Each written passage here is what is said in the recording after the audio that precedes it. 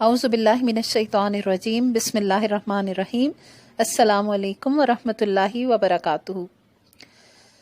ہم سب کے لیے منزل تک بخیریت پہنچنے کا معتبر رستہ صرف اور صرف سنت رسول صلی اللہ علیہ وآلہ وسلم کا راستہ ہی ہے۔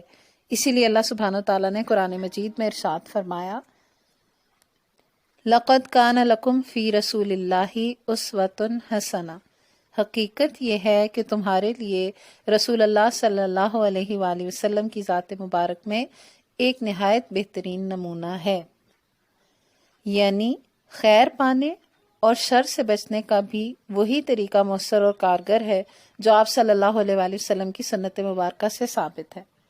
اسی سلسلے میں ہر قسم کے شر اور نقصان سے بچنے کے لیے ایک مختصر سا کلمہ میں آپ کے سامنے رکھوں گی، جس کی فضیلت نبی صلی اللہ علیہ وآلہ وسلم کی 2 احادیث مبارکہ کی روشنی میں ہم دیکھیں گے۔ صحیح مسلم میں ارشاد ہوا کہ حضرت ابو ہریرہ رضی اللہ تعالیٰ عنہ سے روایت ہے کہ ایک شخص رسول اکرم صلی اللہ علیہ وآلہ وسلم کے پاس آیا اور کہا کہ اللہ کے رسول صلی اللہ علیہ وآلہ وسلم، مجھے بڑی تکلیف پہنچی ہے اس بچھو سے جس نے کل رات مجھے کاٹا۔ آپ صلی اللہ علیہ وآلہ وسلم نے فرمایا، اگر تو شام کے وقت یہ کلمہ کہہ لیتا تو وہ تجھے ضرر نہیں پہنچاتا، اور وہ کلمہ ہے اعوذ بکلمات اللہ التامات من شر ما خلق۔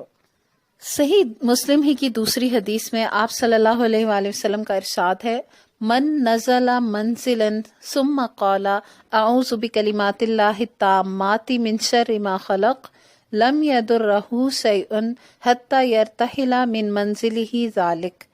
جو آدمی کسی جگہ پڑاؤ ڈالے پھر یہ کہے کہ اعوذ بکلمات اللہ التامات من شر ما خلق، تو اسے اس جگہ سے روانہ ہونے تک کوئی چیز نقصان نہیں پہنچائے گی۔ ایک دفعہ پھر اس کلمے پر غور کرتے ہیں، یہ کیا ہے؟ اعوذ بکلمات اللہ التامات من شر ما خلق، اور اس کا ترجمہ ہے، میں پناہ مانگتا ہوں اللہ کے تمام کلمات کے ساتھ ہر اس چیز کے شر سے جو اس نے پیدا کی۔ تو یہ ایک مختصر سی دعا ہے، صبح اور شام ایک مرتبہ اس کو پڑھیں۔ اس کے علاوہ کسی بھی جگہ جائیں جہاں پڑاؤ ڈالیں، جہاں آپ ٹھہریں، تو وہاں پر بھی اس کو پڑھیں۔ انشاءاللہ اللہ تعالیٰ ہر شر اور نقصان سے محفوظ رکھیں گے۔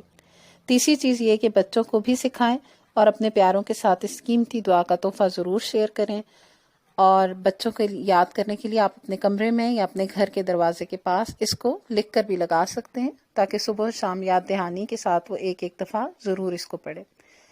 اللہ تعالیٰ ہم سب کو عافیت عطا فرمائے، آمین۔ سبحانک اللہم و بحمدک، نشہد ان لا الہ الا انت، نستغفرک و نتوب الیک۔ السلام علیکم ورحمۃ اللہ وبرکاتہ۔